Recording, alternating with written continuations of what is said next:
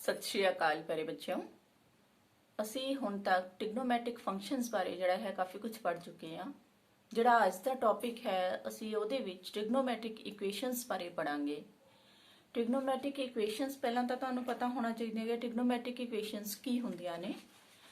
ਦੇਖੋ, ਅਗਰ ਆਪਣੇ ਕੋਲੇ ਇੱਕ ਸਾਈਡ ਦੇ ਉੱਤੇ ਟ੍ਰਿਗਨੋਮੈਟਿਕ ਫੰਕਸ਼ਨ ਹੋਵੇ, ਸਪੋਜ਼ ਕਰ ਲੈ ਇੱਕ ਪਾਸੇ sin x ਹੈ ਤੇ ਇਸ ਇਕੁਅਲ ਟੂ ਇਧਰਲੀ ਸਾਈਡ ਦੇ ਉੱਤੇ ਐਨੀ ਕਨਸਟੈਂਟ ਹੋ ਜਾਏ, ਜਿਵੇਂ ਸਪੋਜ਼ ਕਰ ਲਿਆ 1/2 ਹੈ, ਤਾਂ ਇਹ ਇੱਕ ਟ੍ਰਿਗਨੋਮੈਟਿਕ ਇਕੁਏਸ਼ਨ ਹੋਏਗੀ। ਇੱਕ ਹੋਰ ਐਗਜ਼ਾਮਪਲ ਲੈ ਲਓ, ਜਿਵੇਂ ਇੱਥੇ sin x ਹੈ ਮਾਈਨਸ cos x ਹੈ ਇਜ਼ ਇਕੁਅਲ ਟੂ 0 ਦੇ। ਇਹ ਵੀ ਕੀ ਹੈ, ਦੋ ਇਹਦੇ ਵਿੱਚ ਟ੍ਰਿਗਨੋਮੈਟਿਕ ਫੰਕਸ਼ਨਸ ਨੇ। ਉਧਰਲੀ ਸਾਈਡ ਤੇ ਕੋਈ ਕਾਂਸਟੈਂਟ ਆ ਗਿਆ, ਇਹ ਇੱਕ ਟ੍ਰਿਗਨੋਮੈਟਿਕ ਫੰਕਸ਼ਨ ਹੈ। ਇਸੇ ਤਰ੍ਹਾਂ ਹੀ ਇੱਕ ਹੋਰ ਇਕੁਏਸ਼ਨ ਲਈਏ, 2 cos square x plus cos x plus 1 is equal to 0। ਇਹ ਵੀ ਇੱਕ ਜਿਹੜੀ ਹੈ ਟ੍ਰਿਗਨੋਮੈਟਿਕ ਇਕੁਏਸ਼ਨ ਹੈ। ਇਹ ਤਾਂ ਹੋਈਆਂ ਟ੍ਰਿਗਨੋਮੈਟਿਕ ਇਕੁਏਸ਼ਨਸ। ਜੋ ਅਸੀਂ ਐਕਸਰਸਾਈਜ਼ ਦੇ ਵਿੱਚ ਕਰਨਾ ਹੈ ਉਹ ਅਸੀਂ ਇਹਨਾਂ ਦੇ ਸੋਲੂਸ਼ਨਸ ਬਾਰੇ ਗੱਲ ਕਰਾਂਗੇ। ਟ੍ਰਿਗਨੋਮੈਟਿਕ ਇਕੁਏਸ਼ਨਸ ਦੇ ਸੋਲੂਸ਼ਨ ਕਿਵੇਂ ਕੱਢੀਦੇ ਨੇ। ਸੋਲੂਸ਼ਨ ਜਿਹੜੇ ਹੈ ਟ੍ਰਿਗਨੋਮੈਟਿਕ ਇਕੁਏਸ਼ਨਸ ਦੇ 2 ਟਾਈਪਸ ਦੇ ਹੋਣਗੇ। ਪਹਿਲਾ ਤਾਂ ਹੈ ਪ੍ਰਿੰਸੀਪਲ ਸੋਲੂਸ਼ਨ,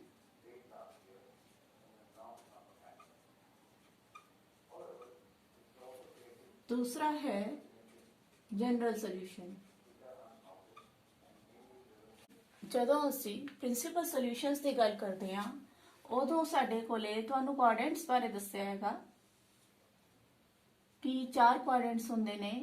ਐਂਗਲ ਇੱਥੋਂ 0 ਤੋਂ ਸ਼ੁਰੂ ਹੁੰਦਾ ਹੈ, 0 π/2, ਇੱਥੇ ਹੁੰਦਾ ਹੈ π, ਇੱਧਰ ਹੁੰਦਾ ਹੈ 3π/2 ਤੇ ਵਾਪਿਸ ਆ ਜਾਂਦਾ ਹੈ ਇੱਥੇ 2π ਤੇ। ਇਹਦੇ ਵਿੱਚ ਜਿਵੇਂ ਜਿਵੇਂ ਕੁਆਡਰੈਂਟਸ ਚੇਂਜ ਹੁੰਦੇ ਆ, ਤੁਹਾਨੂੰ ਪਤਾ ਹੈ ਕਿ ਟ੍ਰਿਗਨੋਮੈਟਿਕ ਵੈਲਿਊਜ਼ ਜਿਹੜੀਆਂ ਨੇ ਉਹ ਪੋਜ਼ਿਟਿਵ ਨੈਗੇਟਿਵ ਸਾਈਨ ਇਹਨਾਂ ਦੇ ਚੇਂਜ ਹੁੰਦੇ ਰਹਿੰਦੇ ਨੇ। ਪ੍ਰਿੰਸੀਪਲ ਵੈਲਿਊਜ਼ ਜਦੋਂ ਵੀ ਅਸੀਂ ਲਿਖਣੀਆਂ ਨੇ ਉਹ ਵੈਲਿਊਜ਼ ਹੁੰਦੀਆਂ ਨੇ ਜਿਹੜੀਆਂ 0 ਤੋਂ ਲੈ ਕੇ 2π ਦੇ ਵਿੱਚ ਹੋਣ।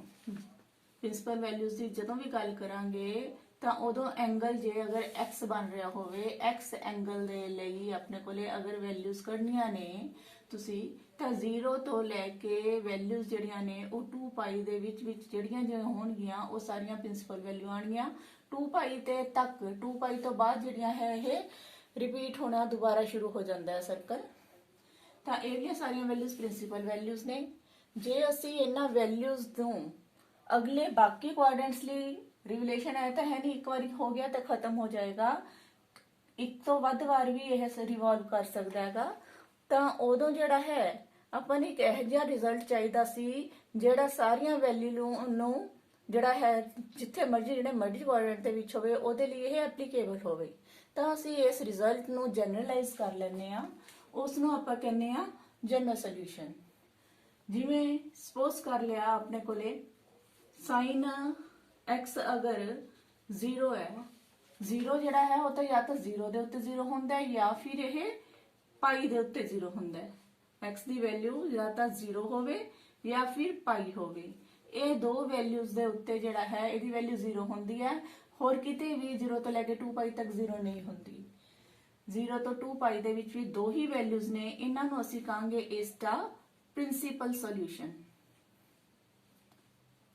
ਅਗਰ ਅਸੀਂ ਇਸ ਦਾ ਜਨਰਲਾਈਜ਼ ਕਰ ਦਈਏ ਇਸ ਰਿਜ਼ਲਟ ਨੂੰ, ਤੁਹਾਨੂੰ ਪਤਾ ਹੈ ਕਿ ਇਹ ਜਿਹੜਾ ਹੈ π ਤੋਂ ਬਾਅਦ ਰਿਪੀਟ ਹੁੰਦੀਆਂ ਨੇ ਵੈਲਿਊਜ਼, ਤਾਂ ਇਸ ਨੂੰ ਲਿਖਾਂਗੇ x nπ। n ਜਿਹੜਾ ਹੈ ਉਹ ਕੋਈ ਵੀ ਇੰਟੀਜ਼ਰ ਹੋ ਸਕਦਾ ਹੈਗਾ, ਵੈਲਿਊ ਪੋਜ਼ਿਟਿਵ ਵੀ ਹੋ ਸਕਦੀ ਹੈ, ਨੈਗੇਟਿਵ ਵੀ ਹੋ ਸਕਦੀ ਹੈ, ਕਲੌਕਵਾਈਜ਼ ਵੀ ਘੁੰਮ ਸਕਦਾ ਹੈ, ਐਂਟੀ ਕਲੌਕਵਾਈਜ਼ ਵੀ ਘੁੰਮ ਸਕਦਾ ਹੈ। ਇਸੇ ਤਰ੍ਹਾਂ ਹੀ ਇਹ ਤਾਂ ਹੈ ਤੁਹਾਡੇ ਕੋਲੇ ਜਨਰਲ ਸੋਲੂਸ਼ਨ। ਉਸ ਤੋਂ ਬਾਅਦ ਇਹ sin x ਦੀ ਗੱਲ ਹੋਈ ਹੈ। ਅਗਰ cos x 0 ਹੋਵੇ, ਉਹ ਵੀ ਤੁਹਾਡੇ ਕੋਲੇ 0 ਕਦੋਂ ਹੁੰਦਾ cos ਦੀ ਵੈਲਿਊ, ਅਗਰ x ਜਾਂ ਤਾਂ π/2 ਹੋਵੇ ਜਾਂ ਫਿਰ 3π/2 ਹੋਵੇ। ਇਹ ਤਾਂ ਹੋ ਗਈਆਂ ਇਸ ਦੀਆਂ ਪ੍ਰਿੰਸੀਪਲ ਵੈਲਿਊਜ਼ ਸੋਲੂਸ਼ਨ। ਅਗਰ ਤੁਸੀਂ ਇਸ ਦਾ ਜਨਰਲ ਕਰ ਦੋ ਇਸ ਰਿਜ਼ਲਟ ਨੂੰ, ਜਿੰਨੇ ਮਰਜ਼ੀ ਕੁਆਡਰੈਂਟਸ ਜਿਹੜੇ ਹੈ ਜਿੰਨੀ ਮਰਜ਼ੀ ਵਾਰ ਰਿਵੋਲਵ ਹੋ ਜਾਏ, ਤੇ ਇੱਕ ਜਨਰਲ ਰਿਜ਼ਲਟ ਚਾਹੀਦਾ ਹੈ।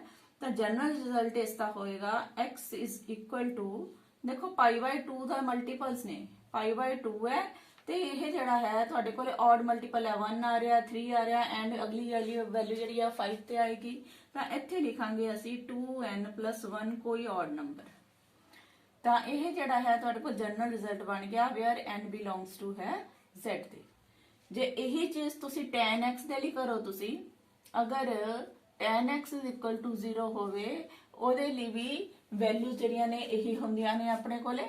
ਪ੍ਰਿੰਸੀਪਲ ਵੈਲਿਊ ਹੋਏਗੀ 0 ਤੇ ਪਾਈ x ਦੇ ਲਈ।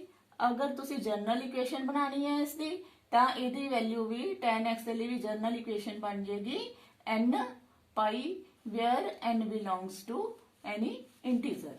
ਇਹ ਤਿੰਨੋਂ ਹੀ ਤੁਸੀਂ ਜਨਰਲ ਸੋਲੂਸ਼ਨ ਜਿਹੜੇ ਆ ਯਾਦ ਰੱਖਣੇ ਹੈ। sin x ਦਾ ਹੈ, ਇਹ cos x ਦਾ ਜਨਰਲ ਸੋਲੂਸ਼ਨ ਹੈ ਤੇ ਇਹ ਤੁਹਾਡੇ ਕੋਲੇ tan x ਦਾ ਜਨਰਲ ਸੋਲੂਸ਼ਨ ਹੈ।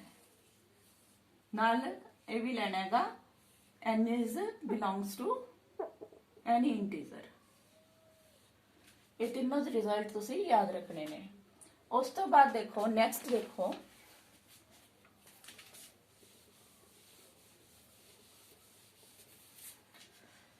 ਇੱਕ ਤੁਹਾਡੇ ਕੋਲ ਰਿਜ਼ਲਟ ਆਣਗੇ sin x sin y ਵਾਲੇ ਫੰਕਸ਼ਨ ਦੇ। ਇਹਦੇ ਲਈ ਅਸੀਂ ਰਿਜ਼ਲਟ ਕਰਨੇ ਆ। देखो sin x sin y ਇਹਨੂੰ 0 ਲਿਖ ਸਕਦੇ ਆ। ਇੱਥੇ ਫਾਰਮੂਲੇ ਅਪਲਾਈ ਕਰੋ, ਥੀਟਾ ਤੇ ਫਾਈ ਵਾਲੇ ਫਾਰਮੂਲੇ ਕਰਾਏ ਸੀ। sin ਥੀਟਾ sin ਫਾਈ ਦਾ ਕੀ ਫਾਰਮੂਲਾ ਹੈ 2। ਇਹਦੇ ਵਿੱਚ ਮਾਈਨਸ ਵਾਲਿਆਂ ਚ cos ਅੱਗੇ ਲੱਗਦਾ ਹੈ, ਦੋਨੋਂ ਐਂਗਲਸ ਦਾ ਸਮ ਬਾਈ 2, ਫਿਰ sin ਲੱਗਦਾ ਹੈ, ਦੋਨੋਂ ਐਂਗਲ ਦਾ ਡਿਫਰੈਂਸ ਬਾਈ 2। ਫਾਰਮੂਲੇ ਰਿਮਾਈਂਡ ਹੋ ਗਿਆ ਹੋਣੇ, ਯਾਦ ਆ ਗਏ ਹੋਣੇ ਆ ਕੀ ਕੀਤੇ ਆ ਅਸੀਂ। ਇਹਦੇ ਵਿੱਚ ਦੇਖੋ ਜਾਂ 2 ਤਾਂ 0 ਦੇ ਇਕੁਅਲ ਹੋ ਨਹੀਂ ਸਕਦਾ, ਦੋ ਰਿਜ਼ਲਟ ਆ ਸਕਦੇ ਆ। ਇੱਕ ਤਾਂ cos x + y by 2 = 0 ਜਾਂ ਫਿਰ sin x - y by 2 = 0। ਇਹ ਦੋ ਰਿਜ਼ਲਟਸ ਨੇ। ਇਹ ਜਿਹੜੇ ਹੁਣੇ ਰਿਜ਼ਲਟ ਮੈਂ ਤੁਹਾਨੂੰ ਕਰਾਏ ਆ ਉਹ ਦੋਨੋਂ ਯੂਜ਼ ਕਰਾਂਗੇ। ਇੱਕ ਤਾਂ ਤੁਹਾਨੂੰ ਮੈਂ sin x = 0 ਲਈ ਜਨਰਲ ਰਿਜ਼ਲਟ ਕਰਾਇਆ, ਜਨਰਲ ਸੋਲੂਸ਼ਨ ਹੁੰਦਾ ਹੈ n Bhai for n belongs to any integer। ਤੇ cos x ਦੇ ਲਈ = 0 ਦੇ ਲਈ ਤੁਹਾਨੂੰ ਕਰਾਇਆ ਹੈ x = 2n+1 π/2 n belongs to any integer। ਇਹ ਦੋਨੋਂ ਹੀ ਰਿਜ਼ਲਟ ਇੱਥੇ ਯੂਜ਼ ਹੋਣੇ ਨੇ। cos ਵਾਲੇ ਵਿੱਚ cos ਵਾਲਾ ਰਿਜ਼ਲਟ ਯੂਜ਼ ਕਰਦੇ ਆ, ਆ ਵਾਲਾ cos x = 0 ਲਈ ਆ ਰਿਜ਼ਲਟ ਹੈ। x ਦੀ ਥਾਂ ਤੇ ਐਤਕੀ ਆਪਣੇ ਕੋਲੇ x + y/2 ਹੈ, ਤਾਂ ਜਿੱਥੇ x ਸੀ x ਦੀ ਥਾਂ ਤੇ ਲਿਖ ਲਿਆ x + y/2 = ਬਾਕੀ ਰਿਜ਼ਲਟ ਤਾਂ ਉਹੀ ਰਹਿਣਾ ਹੈ 2n+1 π/2। ਨਾਲ ਲਿਖਣਾ ਹੈ n belongs to any integer। ਇੱਥੋਂ ਤੇ 2 ਜਿਹੜਾ ਹੈ ਦੋਨੋਂ ਸਾਈਡਸ ਤੇ ਹੈ, 2 ਉਧਰ ਜਾ ਕੇ ਮਲਟੀਪਲਾਈ ਹੋਗਾ, 2 ਨਾਲ 2 ਕੈਂਸਿਲ ਹੋ ਜਾਏਗਾ, ਤਾਂ x + y = ਆ ਜਾਏਗਾ 2n+1 * π where n belongs to any integer। y ਨੂੰ ਉਧਰ ਲੈ ਜਾਓ ਤਾਂ x = ਆ ਜਾਏਗਾ 2n+1 * π - y n belongs to any integer। ਇਹੀ ਇਧਰਲੀ ਸਾਈਡ ਤੇ ਵੀ ਇਸੇ ਤੇ ਵੀ ਲਗਾਓ ਆਵਲਾ ਫਾਰਮੂਲਾ। sin x = 0 ਲਈ ਜਨਰਲ ਸੋਲੂਸ਼ਨ ਸੀ x = n π। ਇੱਥੇ sin x ਦੀ ਥਾਂ ਤੇ x - y ਆ ਰਿਹਾ ਤਾਂ ਅਸੀਂ ਕਹਾਂਗੇ x - y/2 = ਆ ਜਾਏਗਾ, x ਦੀ ਥਾਂ ਤੇ x - y/2 ਆ ਗਿਆ। ਜਨਰਲ ਸੋਲੂਸ਼ਨ ਉਹੀ ਹੈ n π where n belongs to any integer। 2 उधर जाके मल्टीप्लाई हो गया, x - y = 2n π हो गया, n belongs to any integer। उस तो बाद y ਨੂੰ ਵੀ ਉਧਰ ਲੈ ਗਏ ਤਾਂ ਇਹ ਬਣ ਗਿਆ 2n π + y n belongs to any integer। ਇਹ ਦੋਨੋਂ ਹੀ ਸੋਲੂਸ਼ਨ ਨੇ, ਆ ਵੀ ਹੋ ਸਕਦਾ ਹੈ, ਆ ਵੀ ਹੋ ਸਕਦਾ ਹੈ। ਤਾਂ ਆਪਾਂ ਨੇ ਜਨਰਲ ਸੋਲੂਸ਼ਨ ਕਰਨਾ ਹੈ ਜਿਹੜਾ ਸਾਰਿਆਂ ਦੇ ਉੱਤੇ ਐਪਲੀਕੇਬਲ ਹੋਵੇ। ਤਾਂ ਕੀ ਕਰਾਂਗੇ ਅਸੀਂ, ਇਹਨਾਂ ਦੋਨੋਂ ਰਿਜ਼ਲਟਸ ਨੂੰ ਨੰਬਰ 1 ਤੇ ਨੰਬਰ 2 ਦੋਨੋਂ ਰਿਜ਼ਲਟਸ ਨੂੰ ਕੰਬਾਈਨ ਕਰ ਦਾਂਗੇ। ਕੰਬਾਈਨ ਕਰਕੇ ਇੱਕ ਇਹੋ ਜਿਹਾ ਫਾਰਮੂਲਾ ਬਣਾਵਾਂਗੇ ਤਾਂ ਜੋ ਉਹ ਸਾਰਿਆਂ ਦੇ ਉੱਪਰ ਐਪਲੀਕੇਬਲ ਹੋਵੇ। ਤੁਸੀਂ ਇਹਨੂੰ ਕੰਬਾਈਨ ਕਰੋ ਤਾਂ ਇਹਦਾ ਜਨਰਲ ਸੋਲੂਸ਼ਨ ਬਣ ਜਾਏਗਾ x = n π ± 1 the power n into y where n belongs to any integer। ਇਹ ਕਿਵੇਂ ਬਣਿਆ ਹੈ? ਇੱਥੇ ਆਪਣੇ ਕੋਲ ਦੇਖੋ ਜਦੋਂ ਆਡ ਵੈਲਿਊ ਸੀ 2n+1 ਆਡ ਵੈਲਿਊ ਹੁੰਦੀ ਹੈ ਤਾਂ -1 ਦੀ ਪਾਵਰ ਇੱਥੇ ਮਾਈਨਸ ਆ ਰਿਹਾ ਹੈ, ਮਾਈਨਸ ਤਾਂ ਆਏਗਾ ਇੱਥੇ ਅਗਰ -1 ਦੀ ਪਾਵਰ ਆਡ ਹੋਏਗੀ। ਇੱਥੇ 2n ਪਾਈ ਜਿਹੜਾ ਹੈ ਈਵਨ ਨੰਬਰ ਹੈ, ਈਵਨ ਨੰਬਰ ਹੈ, ਤੇ ਇੱਥੇ ਅਗਰ ਆਪਣੇ ਕੋਲ -1 ਦੀ ਪਾਵਰ ਜਿਹੜੀ ਹੈ ਈਵਨ ਨੰਬਰ ਹੋ ਗਿਆ ਤਾਂ ਇਹ ਪਲੱਸ ਦਾ ਬਣ ਜਾਏਗਾ। ਤਾਂ ਇਸ ਤਰ੍ਹਾਂ ਅਸੀਂ ਇਹਨਾਂ ਦਾ ਇੱਕ ਕੰਬਾਈਨਡ ਰਿਜ਼ਲਟ ਬਣਾ ਕੇ ਲਿਖ ਲਿਆ। ਇਹ ਤੁਸੀਂ ਯਾਦ ਰੱਖਣਾ ਹੈ ਕਿ ਜਦੋਂ ਵੀ ਤੁਹਾਡੇ ਕੋਲੇ sin x sin y ਦੇ ਆਏਗਾ ਤਾਂ ਉਹਦਾ ਜਨਰਲ ਸੋਲੂਸ਼ਨ ਜਿਹੜਾ ਹੈ ਇਹ ਵਾਲਾ ਲਗਾਵਾਂਗੇ x n pi plus minus 1 the power n into y where n belongs to any integer। ਹੁਣ ਦੇਖੋ ਇਸੇ ਤਰ੍ਹਾਂ ਹੀ ਨੈਕਸਟ ਕਰਦੇ ਹਾਂ ਅਸੀਂ formula.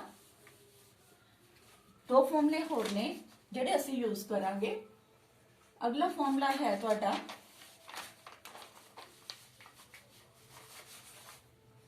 cos x is equal to cos y ਦੇ ਲਈ। ਇਹਦੇ ਵਿੱਚ ਵੀ ਦੇਖੋ cos x minus cos y is equal to 0 ਤੇ ਆ ਗਿਆ। ਇਹਦੇ ਵਿੱਚ ਵੀ ਥੀਟਾ ਤੇ ਫਾਈ ਵਾਲੇ ਫਾਰਮੂਲੇ ਸੀ, cos ਥੀਟਾ minus cos ਫਾਈ ਕਹਿ ਲਓ, ਚਾਹੇ ਸੀਡੀ ਫਾਰਮੂਲੇ ਕਹਿ ਲਓ, cos c minus cos t ਵਾਲਾ formula.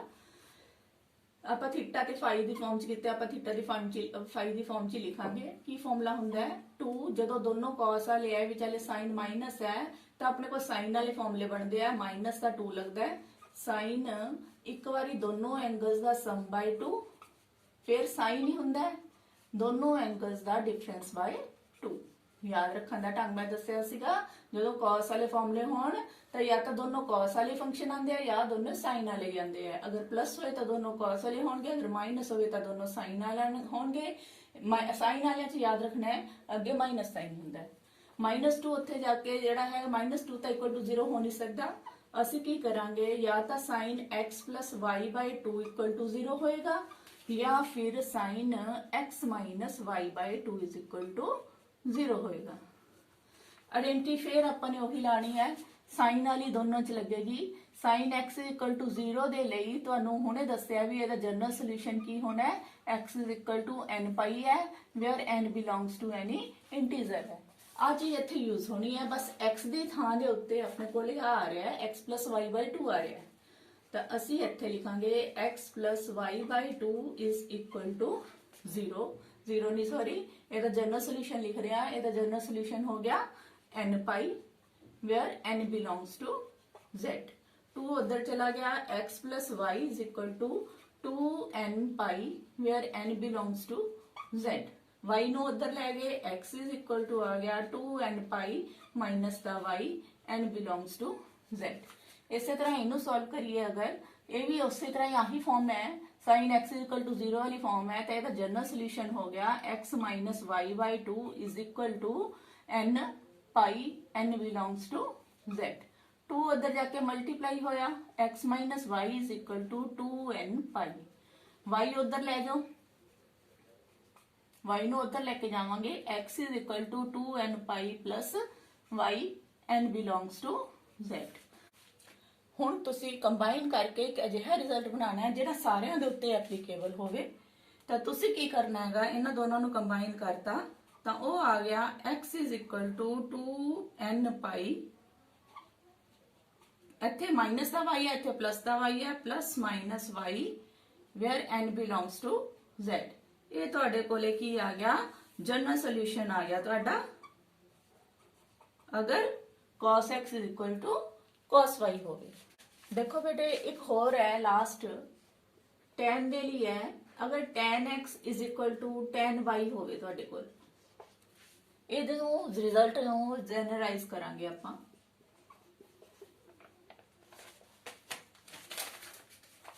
tan x minus tan y is equal to ਕਾਹਦੇ ਆ ਗਿਆ, 0 ਆ ਗਿਆ। tan x ਨੂੰ ਉਧਰ, tan y ਨੂੰ ਉਧਰ ਲੈ ਗਏ। ਇਹਨੂੰ ਅਸੀਂ sin x ਬਟੇ cos x ਦੀ ਫਾਰਮ 'ਚ ਲਿਖ ਲਿਆ, ਇਹਨੂੰ ਵੀ ਅਸੀਂ sin y ਬਟੇ cos y ਦੀ ਫਾਰਮ 'ਚ ਲਿਖ ਲਿਆ।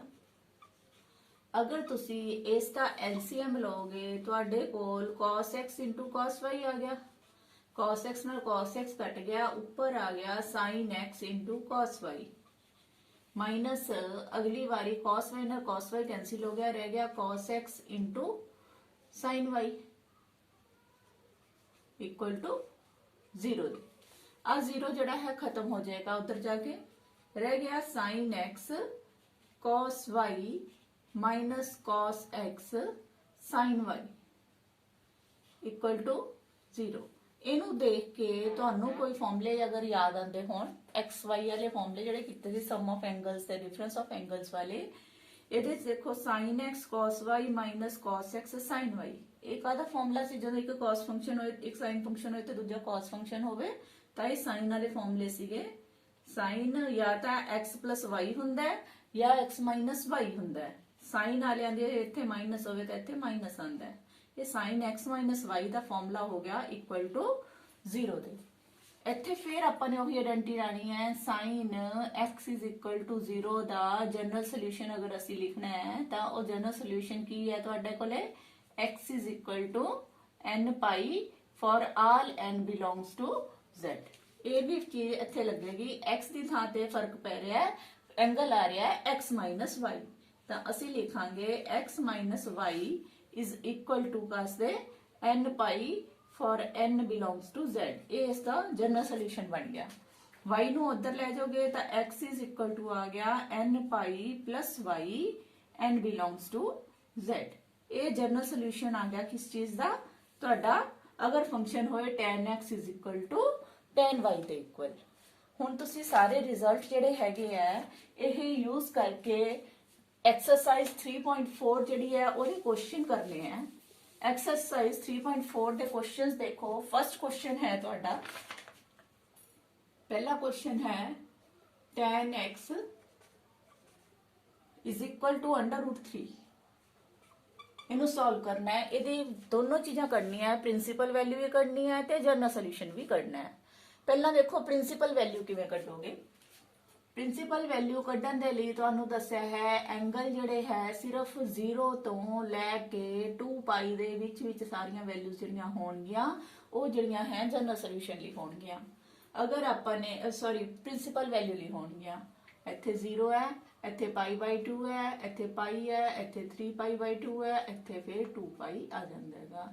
ਤਾਂ ਤੁਹਾਡੇ ਕੋਲ ਜਦੋਂ ਤੁਸੀਂ ਪ੍ਰਿੰਸੀਪਲ ਸੋਲੂਸ਼ਨ ਲਿਖਣਾ ਹੈ, ਪਹਿਲਾ ਕੁਐਸਚਨ ਹੈ ਪ੍ਰਿੰਸੀਪਲ ਸੋਲੂਸ਼ਨ ਲਿਖੋ, ਤਾਂ ਪ੍ਰਿੰਸੀਪਲ ਸੋਲੂਸ਼ਨ ਲਿਖਣਾ ਹੈ ਤਾਂ x is equal to ਤੁਸੀਂ ਐਂ ਦੇਖਣਾ ਹੈ √3 ਵੈਲਿਊ ਜਿਹੜੀ ਹੈਗੀ ਹੈ tan ਦੇ ਵਿੱਚ, tan ਦੀ √3 ਵੈਲਿਊ ਕਿੰਨੇ ਡਿਗਰੀ ਤੇ ਹੁੰਦੀ ਹੈ? ਪਹਿਲਾਂ ਤਾਂ ਇਹ ਸੋਚੋ 60 ਡਿਗਰੀ ਤੇ ਹੁੰਦੀ ਹੈ। 60 ਡਿਗਰੀ ਨੂੰ ਅਸੀਂ ਲਿਖ ਸਕਦੇ ਹਾਂ ਰੇਡੀਅਨ ਦੇ ਵਿੱਚ π/3 ਮੀਨਸ π/3 ਤੇ ਵੈਲਿਊ ਜਿਹੜੀ ਹੈ ਇਹ 60 ਡਿਗਰੀ ਹੁੰਦੀ ਹੈ। ਕਿ ਇੱਥੇ ਹੀ ਹੁੰਦੀ ਹੈ ਕਿ ਕਿਤੇ ਹੋਰ ਵੀ ਹੁੰਦੀ ਹੈ? 0 ਤੋਂ ਲੈ ਕੇ 2π ਤੱਕ। ਇੱਕ ਤਾਂ ਹੋ ਗਈ ਪਹਿਲੇ ਕੁਆਡਰੈਂਟ ਵਿੱਚ ਸਾਰੇ ਪਲੱਸ ਦੇ ਹੁੰਦੇ ਆ, ਇੱਕ ਤੁਹਾਨੂੰ ਪਤਾ ਹੈ tan ਵਾਲੇ ਜਿਹੜੇ ਹੈਗੇ ਆ ਉਹ ਥਰਡ ਕੁਆਡਰੈਂਟ ਦੇ ਵਿੱਚ ਪੋਜ਼ਿਟਿਵ ਹੁੰਦੇ ਆ। ਤਾਂ ਥਰਡ ਕੁਆਡਰੈਂਟ ਵਿੱਚ ਤੁਸੀਂ ਲੈ ਕੇ ਆਉਣਾ ਹੈ। ਥਰਡ ਕੁਆਡਰੈਂਟ ਵਿੱਚ ਲਿਆਉਣ ਦੇ ਲਈ ਕੀ ਕਰਨਾ ਹੁੰਦਾ ਹੈ? ਜੇ ਅਸੀਂ ਫਰਸਟ ਕੁਆਡਰੈਂਟ ਦੇ ਵਿੱਚ ਆ ਤਾਂ ਐਂਗਲ ਐਜ਼ ਇਟ ਇਜ਼ ਰਹਿ ਗਿਆ, π/3 ਰਹਿ ਗਿਆ। ਅਗਰ ਤੁਸੀਂ ਇਸ ਨੂੰ ਸੈਕਿੰਡ ਕੁਆਡਰੈਂਟ ਵਿੱਚ ਲਿਆਉਣਾ ਹੁੰਦਾ ਤਾਂ ਉਹ ਪਾਈ ਦੇ ਵਿੱਚੋਂ ਕੁਝ ਮਾਈਨਸ ਕਰ ਦਿੰਦੇ, π/3 ਮਾਈਨਸ ਕਰ ਦਿੰਦੇ ਤਾਂ ਉਹ ਸੈਕਿੰਡ ਕੁਆਡਰੈਂਟ ਵਿੱਚ ਚਲਾ ਜਾਂਦਾ। ਅਗਰ ਥਰਡ ਕੁਆਡਰੈਂਟ ਵਿੱਚ ਲਿਆਉਣਾ ਹੈ ਤਾਂ ਪਾਈ ਦੇ ਵਿੱਚ ਇੰਨਾ ਹੀ ਐਂਗਲ ਜੋੜ ਦਿੰਦੇ, π + π/3 ਕਰਦੇ ਤਾਂ ਉਹ ਥਰਡ ਕੁਆਡਰੈਂਟ ਦਾ ਐਂਗਲ ਰਿਪੀਟ ਵੈਲਿਊ ਉਸੇ ਤੇ ਹੋ ਜਾਂਦੀ। ਤੇ ਅਗਰ ਫੋਰਥ ਵਿੱਚ ਜਾਣਾ ਸੀ ਤਾਂ ਕਰਦੇ ਤੁਸੀਂ ਜਾਂ ਤਾਂ ਕਰ ਲੈਂਦੇ 2π - π/3, ਪੂਰੇ 2π ਦੇ ਵਿੱਚੋਂ π/3 ਮਾਈਨਸ ਕਰਤਾ, ਜਾਂ ਫਿਰ ਕੱਲਾ -π/3 ਲਿਖ ਦਿੰਦੇ ਤਾਂ ਵੀ ਜਿਹੜਾ ਸੀ ਉਹੀ ਗੱਲ ਸੀ, ਇੱਕੋ ਗੱਲ ਸੀ। ਹੁਣ ਅਸੀਂ ਕਿਹੜੇ ਕੁਆਡਰੈਂਟ ਵਿੱਚ ਆਣਾ ਹੈਗਾ? ਅਸੀਂ ਚਾਹੁੰਦੇ ਆ ਪਲੱਸ ਦਾ ਜਿਹੜਾ ਹੈ ਉਹ ਇਸ ਕੁਆਡਰੈਂਟ ਵਿੱਚ ਹੁੰਦਾ ਹੈ, ਤਾਂ ਦੂਜੀ ਵੈਲਿਊ ਕਿੱਥੇ ਹੋਏਗੀ? ਰਿਪੀਟ ਕਰੇਗੀ ਇਸ ਜਗ੍ਹਾ ਤੇ ਰਿਪੀਟ ਕਰੇਗੀ π + π/3 ਦੇ ਉੱਤੇ। ਆ ਦੋ ਵੈਲਿਊਜ਼ ਨੇ ਆਪਣੇ ਕੋਲ ਜਿੱਥੇ ਜਿਹੜੀ ਹੈ ਇਹ ਵੈਲਿਊ ਜਿਹੜੀ ਹੈ ਰਿਪੀਟ ਹੋ ਰਹੀ ਹੈ, √3 ਜਿਹੜੀ ਹੈ ਦੋ ਜਗ੍ਹਾ ਤੇ ਆ ਰਹੀ ਹੈ। ਅਗਰ x π/3 ਹੋਵੇ ਜਾਂ ਫਿਰ x ਦੀ ਵੈਲਿਊ ਕਿੰਨੀ ਆ ਗਈ ਇੱਥੋਂ ਸੋਲਵ ਕਰੋਗੇ 3π + 1π 4π/3। ਇਹ ਹੋ ਗਿਆ ਇਸ ਦਾ ਪ੍ਰਿੰਸੀਪਲ ਸੋਲੂਸ਼ਨ। ਹੁਣ ਅਸੀਂ ਇਹਦਾ ਕਰਨਾ ਹੈ ਜਨਰਲ ਸੋਲੂਸ਼ਨ। ਜਨਰਲ ਸੋਲੂਸ਼ਨ ਦੇ ਵਿੱਚ ਦੇਖੋ ਲਿਖਣ ਦਾ ਢੰਗ ਕੀ ਹੈ, tan x = √3 ਹੈ। ਤੁਸੀਂ ਇਸ ਨੂੰ ਲਿਖ ਲੈਣਾ ਹੈ tan x = tan ਦੀ ਵੈਲਿਊ ਆਪਾਂ ਨੇ ਹੁਣੇ ਕਰਕੇ ਹਟੇ ਆ, ਪੋਜ਼ਿਟਿਵ ਕਿੱਥੇ ਹੁੰਦੀ ਹੈ? π/3 ਦੇ ਉੱਤੇ। ਪੋਜ਼ਿਟਿਵ ਵੈਲਿਊ ਇੱਕ ਲੈ ਲਓ, ਤੁਸੀਂ ਐਕਿਊਟ ਐਂਗਲ ਵਾਲੀ ਲੈ ਲਓ। tan x = tan π/3 ਹੈ। ਇੱਥੇ ਤੁਸੀਂ ਫਾਰਮੂਲੇ ਨੂੰ ਜਨਰਲਾਈਜ਼ ਕਰਨਾ ਹੈ। ਤੁਹਾਨੂੰ ਲਾਸਟ ਫਾਰਮੂਲਾ ਕਰਾਇਆ ਸੀ tan x = ਅਗਰ tan y ਹੋਵੇ ਤਾਂ ਇਹਦਾ ਜਨਰਲ ਸੋਲੂਸ਼ਨ ਜਿਹੜਾ ਹੈ ਉਹ ਕੀ ਕਰਾਇਆ ਸੀ? x = ਕੀ ਵੈਲਿਊ ਸੀਗੀ? n π + y। ਇਹ ਫਾਰਮੂਲਾ ਜਿਹੜਾ ਹੈ ਅਸੀਂ ਯੂਜ਼ ਕਰਾਂਗੇ ਇਹਦੇ ਵਿੱਚ where n belongs to z। ਇਹ ਵਾਲਾ ਇੱਥੇ ਯੂਜ਼ ਕਰ ਲਓ ਤਾਂ x is equal to ਆ ਗਿਆ n ਪਾਈ plus y। y ਕਿੰਨਾ ਹੈ ਆਪਣੇ ਕੋਲੇ? x ਦੀ ਥਾਂ ਤੇ ਤਾਂ x ਹੀ ਸੀ, y ਦੀ ਥਾਂ ਦੇ ਉੱਪਰ ਆਪਣੇ ਕੋਲੇ ਇੱਧਰ π/3 ਆ ਰਿਹਾ ਹੈ। tan x ਦੀ ਥਾਂ ਤੇ tan x ਹੈ, tan y ਦੀ ਥਾਂ ਤੇ π/3 ਹੈ, ਤਾਂ ਜਿੱਥੇ y ਆਇਆ ਉੱਥੇ ਭਰਤਾ π/3 where n belongs to any integer। ਇਹ ਇਸ ਦਾ ਜਨਰਲ ਸੋਲੂਸ਼ਨ ਆ ਗਿਆ। ਇਸੇ ਤਰ੍ਹਾਂ ਹੀ ਦੇਖੋ ਨੈਕਸਟ ਕੁਐਸਚਨ ਕਰਦੇ ਹਾਂ ਅਸੀਂ।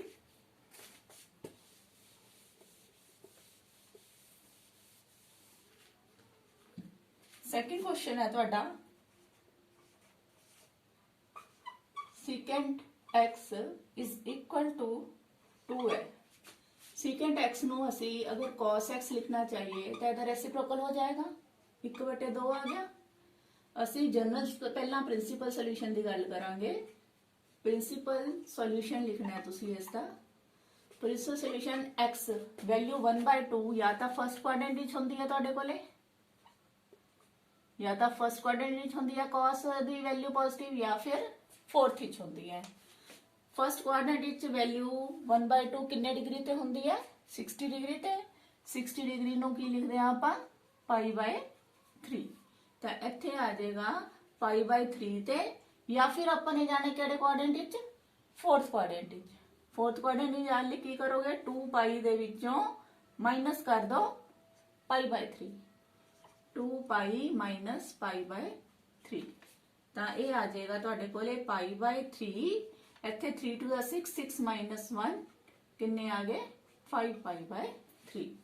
ਇਹ ਤਾਂ ਹੋ ਗਿਆ ਇਸ ਦਾ ਪ੍ਰਿੰਸੀਪਲ ਸੋਲੂਸ਼ਨ। ਹੁਣ ਅਸੀਂ ਗੱਲ ਕਰਾਂਗੇ ਜਨਰਲ ਸੋਲੂਸ਼ਨ ਦੀ।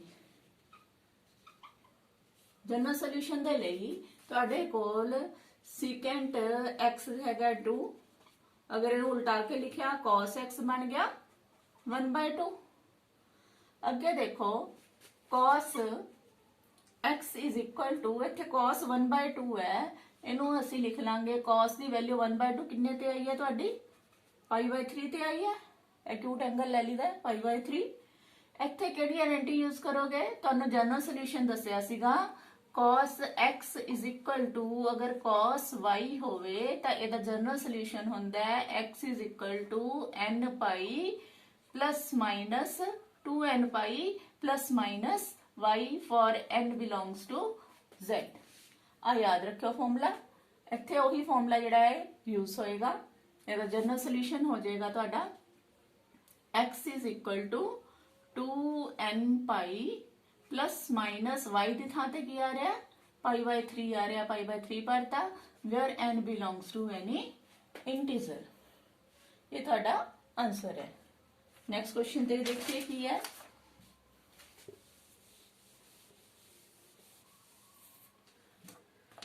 ਤੁਹਾਡਾ ਨੈਕਸਟ ਕੁਐਸਚਨ ਹੈ ਦੇਖੋ cot x is equal to minus the √3। ਇਹਨੂੰ ਕਰਨਾ ਹੈ cot x ਹੈ। cot x ਨੂੰ ਰੈਸਿਪਰੋਕਲ ਲੈ ਲਓ, ਉਲਟਾ ਲੈ ਲਓ। cot ਕਿਹਦਾ ਰੈਸਿਪਰੋਕਲ ਹੁੰਦਾ ਹੈ? tan x ਦਾ। ਤਾਂ ਇਹਦਾ ਵੀ ਰੈਸਿਪਰੋਕਲ ਹੋ ਜਾਏਗਾ 1/√3। ਅੱਗੇ ਮਾਈਨਸ ਤਾਂ ਹੈ ਹੀ ਹੈ। ਇਹਦੇ ਵਿੱਚ ਦੇਖੋ ਹੁਣ ਪ੍ਰਿੰਸੀਪਲ ਵੈਲਿਊ ਜਦੋਂ ਦੇਖਣੀ ਹੈ ਤਾਂ ਤੁਸੀਂ ਧਿਆਨ ਰੱਖਣਾ ਹੈ ਇਸ ਕੁਐਸਚਨ ਦੇ ਵਿੱਚ 1/√3 ਵੈਲਿਊ ਦੇਖਣੀ ਹੈ ਕਿੰਨੇ ਤੇ ਆ, ਪਰ ਹੈ ਨੈਗੇਟਿਵ ਹੈ। tan ਵਾਲਾ ਨੈਗੇਟਿਵ, tan ਵਾਲਾ ਪੋਜ਼ਿਟਿਵ ਹੈ, tan ਵਾਲਾ ਪੋਜ਼ਿਟਿਵ ਹੁੰਦਾ ਹੈ, ਬਾਕੀ ਇੱਧਰ ਸਾਰੇ ਪੋਜ਼ਿਟਿਵ ਹੀ ਹੁੰਦੇ ਨੇ। tan ਵਾਲਾ ਨੈਗੇਟਿਵ ਜਾਂ ਤਾਂ ਸੈਕਿੰਡ ਕੁਆਡਰੈਂਟ ਵਿੱਚ ਹੋਏਗਾ ਜਾਂ ਫਿਰ फोर्थ क्वाड्रेंट विच होएगा। जो भी प्रिंसिपल वैल्यू लिखनी है वो तुसी या तो सैकेंड क्वाड्रेंट विच लिखनी है या फोर्थ विच, क्योंकि नैगेटिव है tan वाला। तो इसकी प्रिंसिपल वैल्यू की आ जाएगी? प्रिंसिपल सॉल्यूशन की आएगा? ये होएगा x इज इक्वल टू एवले क्वाड्रेंट विच सैकेंड क्वाड्रेंट दे विच वैल्यू पहला तो आए सोचो 1/√3 होंदी किन्ने ते है? 1/√3 ਜਿਹੜੀ ਹੈ 60 डिग्री सॉरी 30 डिग्री ਤੇ ਹੁੰਦੀ ਹੈ। 30 डिग्री ਨੂੰ ਆਪਾਂ ਲਿਖਦੇ ਆ π/6। ਤਾਂ π/6 ਤੇ ਹੁੰਦੀ ਹੈ, ਪਰ ਆਪਾਂ ਨੇ ਆਣਾ ਸੈਕਿੰਡ ਕੁਆਡਰੈਂਟ ਵਿੱਚ। ਸੈਕਿੰਡ ਕੁਆਡਰੈਂਟ ਵਿੱਚ ਆਉਣ ਲਈ ਕੀ ਦੱਸਿਆ? ਪਾਈ ਦੇ ਵਿੱਚੋਂ π/6 ਮਾਈਨਸ ਕਰੋਗੇ ਤਾਂ ਇਹਦੀ ਵੈਲਿਊ ਆ ਜਾਏਗੀ ਪਹਿਲੀ ਵੈਲਿਊ। ਦੂਸਰੀ ਵੈਲਿਊ ਜਿਹੜੀ ਹੈ ਉਹ ਫੋਰਥ ਕੁਆਡਰੈਂਟ ਵਿੱਚ। ਫੋਰਥ ਕੁਆਡਰੈਂਟ ਵਿੱਚ ਕਿਵੇਂ ਜਾਓਗੇ ਤੁਸੀਂ? ਪੂਰਾ ਘੁੰਮ ਜਾਓ 2 ਪਾਈ 2 ਪਾਈ ਆ ਗਿਆ ਇੱਥੇ 2 ਪਾਈ ਤੋਂ ਜਿਹੜਾ ਹੈ ਵਾਪਸ ਬੈਕ ਅਗਰ ਜਾਂਦੇ ਹੋ ਤਾਂ ਤੁਸੀਂ 4th ਕੁਆਡਰੇਂਟ ਵਿੱਚ ਰਹੋਗੇ 2 ਪਾਈ ਦੇ ਵਿੱਚੋਂ ਕਿੰਨਾ ਬੈਕ ਜਾਈਏ ਜਿੰਨਾ ਐਂਗਲ ਹੈ ਮਾਈਨਸ ਦਾ ਪਾਈ ਬਾਈ 6 ਤਾਂ ਪ੍ਰਿੰਸੀਪਲ ਵੈਲਿਊ ਇਹਦੀ ਆ ਗਈ ਇਹਨੂੰ ਮਾਈਨਸ ਕਰੋ 6 ਪਾਈ ਮਾਈਨਸ 1 ਪਾਈ 5 ਪਾਈ ਬਾਈ 6 ਤੇ ਇੱਧਰ ਆ ਜਾਏਗਾ 6 to the 12 12 minus 1 11 ਪਾਈ ਬਾਈ 6 ਇਹ ਦੋਨੋਂ ਇਸ ਦੀਆਂ ਪ੍ਰਿੰਸੀਪਲ ਵੈਲਿਊਜ਼ ਨੇ ਹੁਣ ਅਸੀਂ ਕਰਨੀਆਂ ਇਸ ਦੀਆਂ ਜਨਰਲ ਸੋਲੂਸ਼ਨ ਜਨਰਲ ਸੋਲੂਸ਼ਨ ਚ ਦੇਖੋ ਤੁਹਾਡੇ ਕੋਲ cot x ਆਇਆ ਸੀ cot x ਸੀ ਮਾਈਨਸ ਦਾ √3 ਤੁਸੀਂ ਉਸ ਨੂੰ ਲਿਖ ਲਿਆ ਸੀ tan x ਮਾਈਨਸ ਦਾ 1/√3 ਅੱਗੇ ਅਸੀਂ ਕੀ ਕਰਨਾ ਹੈ tan x ਜਿਹੜਾ ਹੈ ਇਕੁਅਲ ਟੂ ਮਾਈਨਸ ਦਾ tan ਵੈਲਿਊ ਕਿੰਨੇ ਤੇ 1/√3 ਸੀ ਆਪਣੇ ਕੋਲੇ π/6 ਦੇ ਉੱਤੇ ਸੀ ਹੁਣ ਤੁਸੀਂ ਇੱਥੇ ਦੇਖੋ ਕੀ ਕਰ ਸਕਦੇ ਹੋ ਵੈਲਿਊ ਜਿਹੜੀ ਹੈ ਇਸ ਦੀ ਮਾਈਨਸ ਹੈ ਇਹ ਮਾਈਨਸ ਖਤਮ ਕਰਨਾ ਹੁੰਦਾ ਹੈਗਾ ਨੈਗੇਟਿਵ ਜਿਹੜੀ ਹੈ ਵੈਲਿਊ ਇਹਨੂੰ ਤੁਸੀਂ ਐ ਲਿਖ ਸਕਦੇ ਹੋ tan x tan ਤੁਸੀਂ ਨੈਗੇਟਿਵ ਕਿਹੜੇ ਕੁਆਡਰੈਂਟ ਵਿੱਚ ਹੁੰਦਾ ਹੈ ਸੈਕੰਡ ਕੁਆਡਰੈਂਟ ਵਿੱਚ ਹੁੰਦਾ ਹੈ ਤੁਸੀਂ ਸੈਕੰਡ ਦੇ ਵਿੱਚ ਆ ਜਾਓ ਸੈਕੰਡ ਵਿੱਚ ਆਉਣ ਲਈ ਕੀ ਕਰਾਂਗੇ ਅਸੀਂ ਰਿਪੀਟ ਹੋਏਗੀ ਕਿੱਥੇ π-π/6 ਦੇ ਉੱਪਰ ਇਹ ਰਿਪੀਟ ਹੋਏਗੀ ਤਾਂ ਇਹ ਆ ਗਿਆ tan x tan ਇੱਥੇ ਆ ਗਿਆ 6 - 1 5π/6 ਹੁਣ ਤੁਸੀਂ ਇਸ ਦਾ ਉੱਤੇ ਜਨਰਲਾਈਜ਼ ਕਰਨਾ ਰਿਜ਼ਲਟ ਨੂੰ ਇਹਦਾ ਜਨਰਲ ਰਿਜ਼ਲਟ ਕੀ ਦੱਸਿਆ ਸੀ ਤੁਹਾਨੂੰ ਮੈਂ ਦੁਬਾਰਾ ਯਾਦ ਕਰ ਲਓ tan x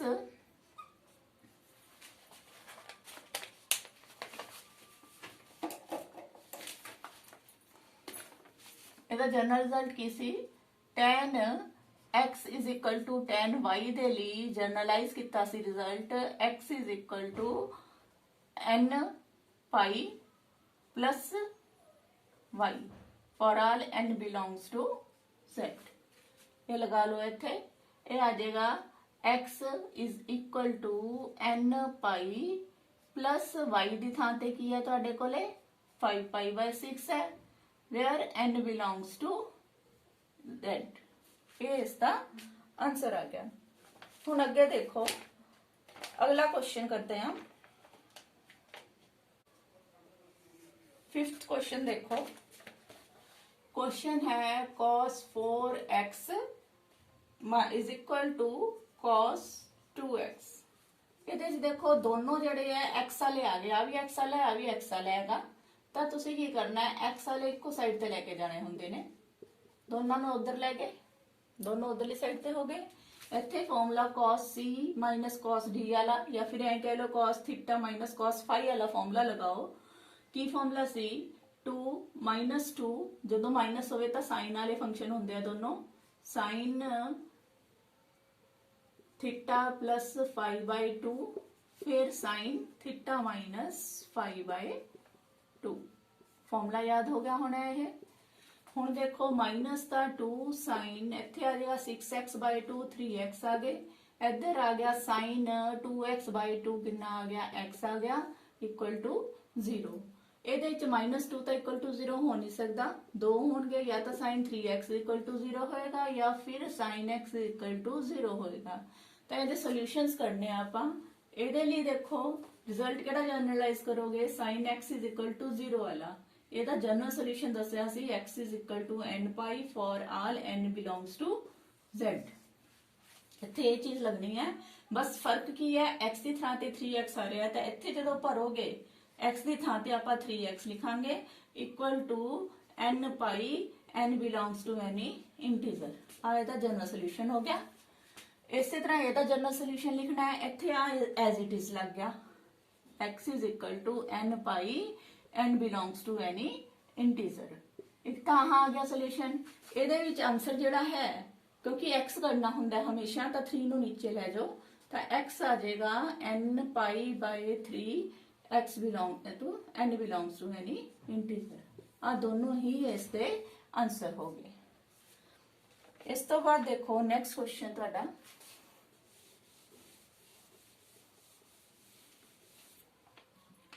6th क्वेश्चन है cos 3x plus cos x minus cos 2x is equal to 0।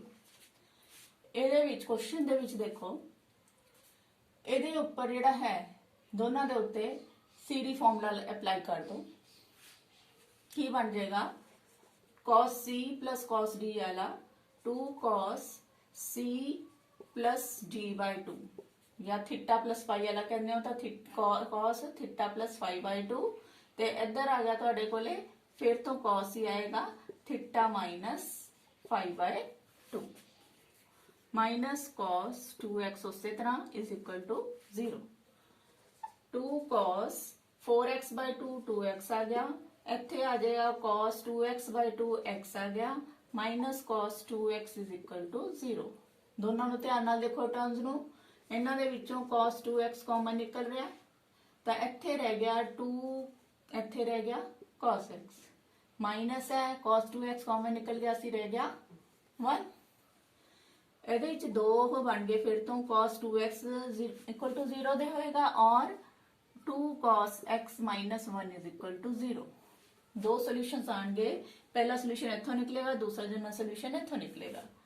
ਇਹਦਾ ਸੋਲੂਸ਼ਨ ਕਰਨਾ ਹੈ ਇਹਦੇ ਵਿੱਚ ਕਿਹੜਾ ਫਾਰਮ ਲੱਗੇਗੀ cos x is equal to 0 ਦਾ ਜਨਰਲਾਈਜ਼ਡ ਫਾਰਮੂਲਾ ਕੀ ਸੀਗਾ ਜਨਰਲ ਫਾਰਮੂਲਾ ਯਾਦ ਹੈ ਜੇ ਇੱਥੇ ऑड ਮਲਟੀਪਲ ਹੁੰਦਾ ਹੈ पाई by 2 the for all n belongs to z ਆ ਯਾਦ ਰੱਖਣਾ ਹੈ ਤੁਸੀਂ ਇਹ ਚੀਜ਼ ਇੱਥੇ ਅਪਲਾਈ ਹੋਏਗੀ फर्क ही है इत्थे x की थां ते 2x आ रहा तो इत्थे x की थां ते अपने कोले 2x आएगा बाकी फॉर्मूला वही है 2n plus 1 pi by 2 for all n belongs to z।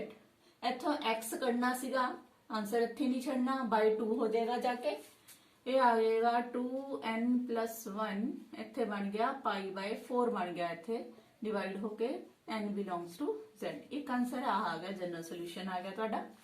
दूजा जनरल सोल्यूशन इत्थों करना है 1 उधर जाएगा 2 cos x is equal to 1 आ गया cos x is equal to 2 divide हो गया 1 by 2 आ गया ਇਹ ਜੇ ਫਾਰਮੂਲਿਆਂ ਦੇ ਵਿੱਚ ਇਧਰਲੇ ਪਾਸੇ ਵੀ 1 by 2 ਆ ਜੇ cos ਦੀ ਫਾਰਮ 'ਚ ਬਣਾ ਲਈਦੇ ਆ।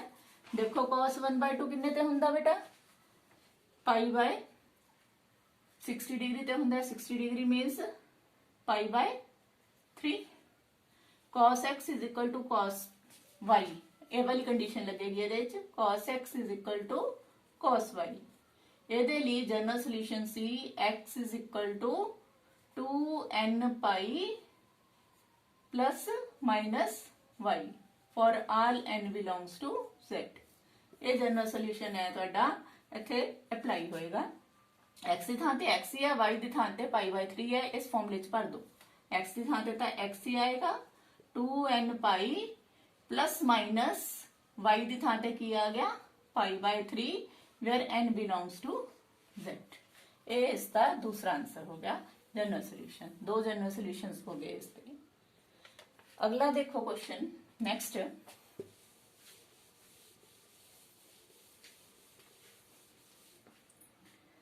7th क्वेश्चन है तुहाडा sin 2x plus cos x is equal to 0।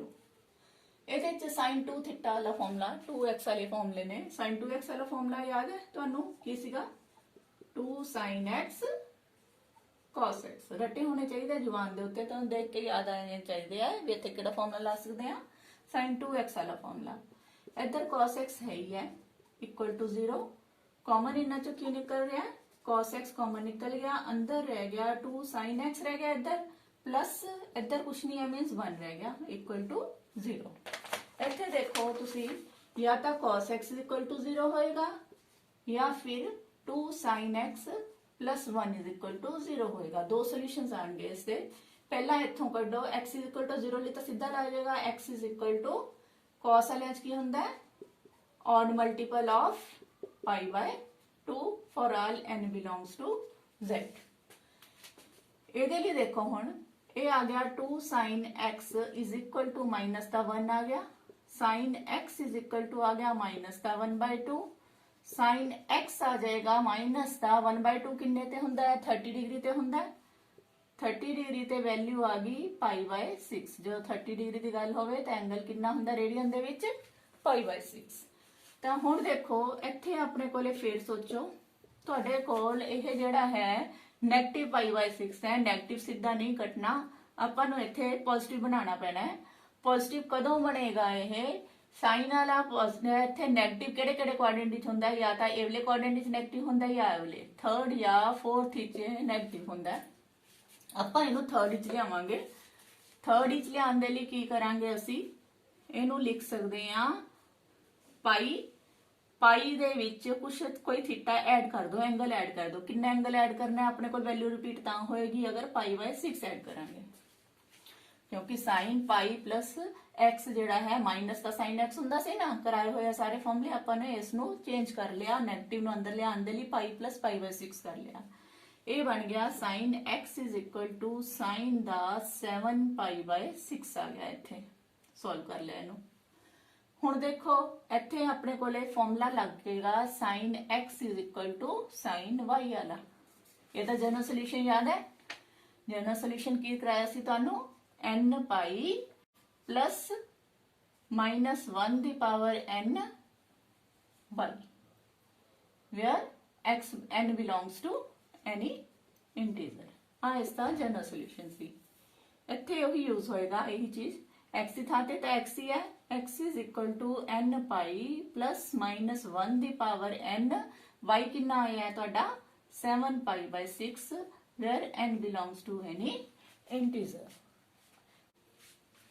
ਤੁਹਾਡਾ 8th क्वेश्चन है secant 2x secant square 2x is equal to 1 - tan 2x ਤੁਹਾਨੂੰ ਪਤਾ ਹੈ 1 + tan square x ਜਿਹੜਾ ਹੈ ਉਹ is equal to ਹੁੰਦਾ ਹੈ secant square x ਤੁਹਾਡੇ ਕੋਲ ਇੱਥੇ secant square x ਦੀ ਥਾਂ ਤੇ secant square 2x ਹੈ ਤਾਂ ਫਾਰਮੂਲੇ 'ਚ ਇੱਥੇ ਵੀ x ਦੀ ਥਾਂ ਤੇ 2x ਆ ਜਾਏਗਾ ਇਹਨੂੰ ਅਪਲਾਈ ਕਰੋ ਇਸ ਆਇਡੈਂਟੀ ਨੂੰ 1 + tan square x ਦੀ ਥਾਂ ਤੇ ਆ ਗਿਆ 2x ਬਾਕੀ ਇਹਨੂੰ ਐਜ਼ ਇਟ ਇਜ਼ ਉਤਾਰ ਲਿਆ ਜਿਵੇਂ ਸੀ 1 ਦੋਨੋਂ ਪਾਸੇ ਕੈਂਸਿਲ ਹੋ ਗਿਆ tan square 2x + tan 2x is equal to ਆ ਗਿਆ 0 ਦੇ tan 2x ਦੋਨਾਂ ਚੋਂ ਕਾਮਨ ਨਿਕਲ ਰਿਹਾ ਇਧਰੋਂ ਵੀ ਕਾਮਨ ਕੱਢ ਲਿਆ ਇਹਦੇ ਚੋਂ ਕਾਮਨ ਕੱਢ ਲਿਆ ਇੱਥੇ ਰਹਿ ਗਿਆ tan 2x ਰਹਿ ਗਿਆ ਪਲੱਸ ਇੱਥੇ ਕੀ ਰਹਿ ਗਿਆ ਕੁਛ ਨਹੀਂ ਹੈ ਮੀਨਸ 1 ਨਾਲ ਮਲਟੀਪਲਾਈ ਤਾਂ ਹੈ ਨਾ ਐਂਡ ਆ ਗਿਆ ਇਹਦੇ ਚੋਂ ਦੋ ਸੋਲੂਸ਼ਨਸ ਆਣਗੇ ਇੱਕ ਤਾਂ tan 2x = 0 ਆਏਗਾ ਦੂਜਾ ਆਏਗਾ tan 2x + 1 = 0 ਦੇ ਇੱਥੇ ਦੇਖੋ ਇੱਥੇ ਆਇਡੈਂਟੀ ਕਿਹੜੀ ਲੱਗਣੀ ਹੈ tan x = 0 ਦਾ ਜਨਰਲ ਸੋਲੂਸ਼ਨ ਲਾਣਾ ਹੈ ਇਹਦੇ ਲਈ ਜਨਰਲ ਸੋਲੂਸ਼ਨ ਦੱਸਿਆ ਸੀ ਤੁਹਾਨੂੰ x = n π for all n belongs to z z ਕੀ ਨੇ ਇੱਥੇ ਇੰਟੀਜ਼ਰ ਨੇ ਇਹ ਵੀ ਆਇਡੈਂਟੀ ਇੱਥੇ ਅਪਲਾਈ ਕਰੋ x ਦੀ ਥਾਂ ਤੇ ਕੀ ਫਰਕ ਹੈ 2x ਹੈ ਤਾਂ ਜਿੱਥੇ x ਸੀ ਉੱਥੇ ਆਪਾਂ 2x ਲਿਖਾਂਗੇ ਇਕੁਅਲ ਟੂ ਬਾਕੀ ਐਂ ਰਹਿ ਗਿਆ n π n belongs to z x ਕਰਨਾ ਹੈ 2 ਨਾਲ ਡਿਵਾਈਡ ਹੋ ਜਾਏਗਾ n belongs to z ਇੱਕ ਸੋਲੂਸ਼ਨ ਤਾਂ ਤੁਹਾਡਾ ਜਨਰਲ ਸੋਲੂਸ਼ਨ ਆ ਗਿਆ ਦੂਜਾ ਜਨਰਲ ਸੋਲੂਸ਼ਨ ਇੱਥੋਂ ਕੱਢੋ tan 2x = 1 ਉਧਰ ਗਿਆ -1 ਹੁਣ ਤੁਸੀਂ ਦੇਖੋ tan 2x ਹੈ ਇੱਥੇ ਮਾਈਨਸ ਦਾ tan 1 ਕਿੰਨੇ ਤੇ ਹੁੰਦਾ ਹੈਗਾ 45 ਡਿਗਰੀ ਤੇ 45 ਡਿਗਰੀ ਨੂੰ ਲਿਖਦੇ ਆ π/4 ਹੁਣ ਤੁਸੀਂ ਇਸ ਨੂੰ ਨੈਗੇਟਿਵ ਦੇਖਣਾ ਹੈ ਵੀ ਕਿਹੜੇ ਕੁਆਡਰੈਂਟ ਵਿੱਚ ਹੁੰਦਾ ਹੈਗਾ ਨੈਗੇਟਿਵ ਨੂੰ ਅੰਦਰ ਲੈ ਕੇ ਜਾਣਾ ਚਾਹੁੰਦੇ ਹੋ ਇਹ tan ਵਾਲਾ ਜਿਹੜਾ ਹੈ ਨੈਗੇਟਿਵ ਜਿਹੜਾ ਹੈ ਜਾਂ ਤਾਂ ਇਹ ਵਾਲੇ ਕੁਆਡਰੈਂਟ ਵਿੱਚ ਹੋਏਗਾ ਜਾਂ ਇਹ ਵਾਲੇ ਕੁਆਡਰੈਂਟ ਵਿੱਚ ਅਸੀਂ ਇਹ ਵਾਲੇ ਕੁਆਡਰੈਂਟ ਵਿੱਚ ਲੈ ਕੇ ਆਵਾਂਗੇ ਸੈਕਿੰਡ ਕੁਆਡਰੈਂਟ ਤੇ ਲਿਆਉਣ ਦੇ ਲਈ ਕੀ ਕਰਨਾ ਪਊਗਾ ਆਪਣੇ ਕੋਲੇ ਪਾਈ ਦੇ ਵਿੱਚੋਂ ਕੁਝ ਮਾਈਨਸ ਕਰਨਾ ਪਏਗਾ ਇਹਨੂੰ ਲਿਖਾਂਗੇ tan π - π/4 ਕਲੀਅਰ ਹੈ ਗੱਲ ਕਿਉਂਕਿ ਇਸ ਕੁਆਡਰੈਂਟ ਵਿੱਚ ਨੈਗੇਟਿਵ ਹੁੰਦਾ tan 180 - θ tan θ ਹੁੰਦਾ ਮਾਈਨਸ ਦਾ tan θ ਤਾਂ ਇਹ ਅੱਗੇ ਆ ਗਿਆ tan 2x = ਇੱਥੇ ਆ ਗਿਆ tan π - π/4 ਸੋਲਵ ਕਰੋਗੇ 4 LCM 4 - 1 3 π/4 ਆ ਗਿਆ ਹੁਣ ਤੁਹਾਡੇ ਕੋਲ ਕਿਹੜੀ ਆਇਡੈਂਟੀ ਬਣ ਗਈ ਇੱਥੇ ਬਣ ਗਈ ਤੁਹਾਡੇ ਕੋਲ tan x = tan y ਵਾਲੀ ਆਇਡੈਂਟੀ ਬਣ ਗਈ ਇਹਦਾ ਜਨਰਲ ਸੋਲੂਸ਼ਨ ਕੀ ਸੀਗਾ ਫਾਰਮੂਲੇ ਯਾਦ ਕਰੋ ਰਿਮਾਈਂਡ ਕਰੋ ਕੀ ਸੀਗਾ ਆਪਣੇ ਕੋਲੇ n π + y ਇਹਦਾ ਫਾਰਮੂਲਾ ਲੱਗਦਾ ਹੈ ਇੱਥੇ where n belongs to any integer इत्थे लगा दो तो अपने को x की थां ते 2x आ रहा 2x लिखांगे equal to n pi plus y कितना अपने को y की थां ते आ रहा 3 pi by 4 where n belongs to any integer तुसी करना x सी x is equal to n pi by 2 plus 3 pi by 8 n belongs to any integer ये तुहाडे कोले नैक्सट जिहड़ा है सोल्यूशन आ गया दो सोल्यूशन जनरल सोल्यूशंस बन गए इस क्वेश्चन दे तो तुहाडा लास्ट क्वेश्चन देखो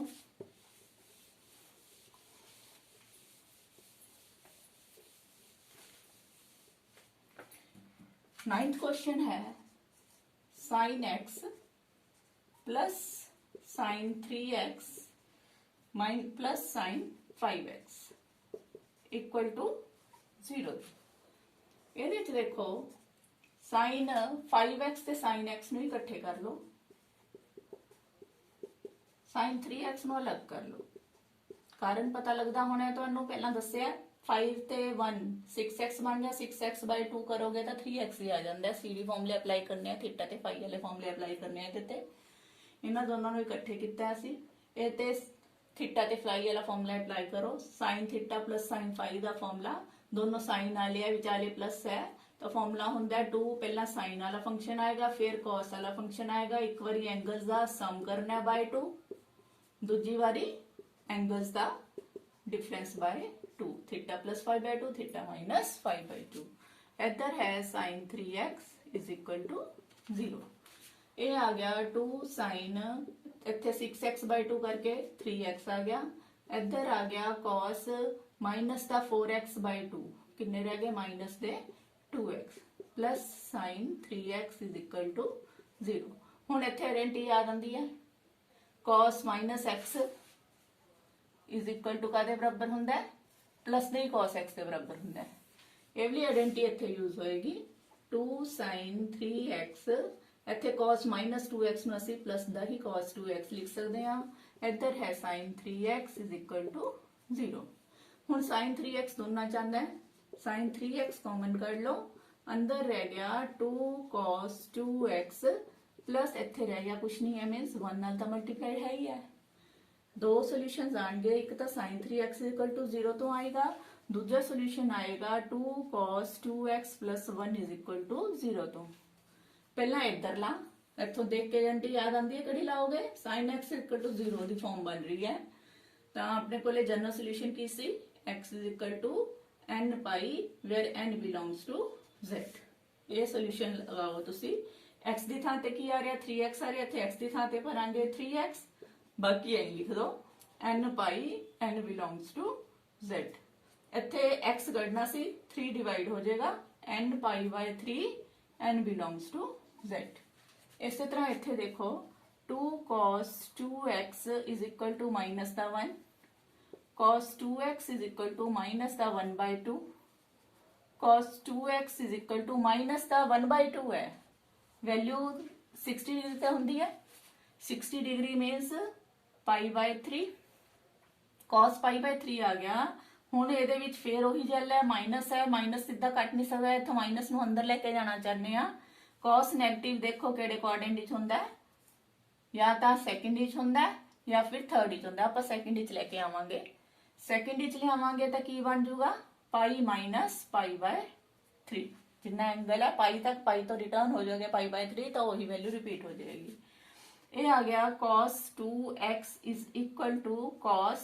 सॉल्व करोगे नु 3 minus 1 2 pi by 3 ਇੱਥੇ ਦੇਖੋ ਆਇਡੈਂਟੀ ਹੁਣ ਕਿਹੜੀ ਬਣ ਰਹੀ ਹੈ ਤੁਹਾਡੇ ਕੋਲੇ ਇਹਦੇ ਵਿੱਚ ਆਇਡੈਂਟੀ ਤੁਹਾਡੇ ਕੋਲੇ cos x is equal to cos y ਵਾਲੀ ਆਇਡੈਂਟੀ ਹੈ ਇਹਦੇ ਲਈ formula C general solution C x is equal to 2n pi plus minus y for all n belongs to z ਇਹ ਵਾਲੀ ਆਇਡੈਂਟੀ ਅਸੀਂ ਯੂਜ਼ ਕਰਾਂਗੇ x ਦੀ ਥਾਂ ਤੇ ਤੁਹਾਡਾ 2x ਆ ਰਿਹਾ ਹੈ ਤੇ y ਦੀ ਥਾਂ ਤੇ ਤੁਹਾਡਾ 2 pi by 3 ਆ ਰਿਹਾ ਹੈ ਤਾਂ ਇੱਥੇ ਅਪਲਾਈ ਕਰੋ ਆਪਣੇ ਕੋਲ ਜਨਰਲ ਸੋਲੂਸ਼ਨ ਆ ਗਿਆ ਕੁਐਸਚਨ ਦਾ ਆ ਵਾਲਾ x ਦੀ ਥਾਂ ਤੇ 2x ਇੱਧਰ 2n pi plus minus y ਦੀ ਥਾਂ ਤੇ ਕੀ ਭਰਨਾ ਹੈ 2 pi by 3 for all n belongs to z ਤਾਂ ਇਹ ਆ ਗਿਆ 2 ਨਾਲ ਡਿਵਾਈਡ ਕਰ ਦੋ ਸਾਰੀ ਨੂੰ, ਕਿਉਂਕਿ ਆਪਾਂ ਨੇ x ਦੀ ਵੈਲਿਊ ਕੱਢਣੀ ਹੁੰਦੀ ਹੈ। 2 ਨਾਲ ਕੱਟਿਆ ਜਾਏਗਾ 2/2 ਕਰਕੇ,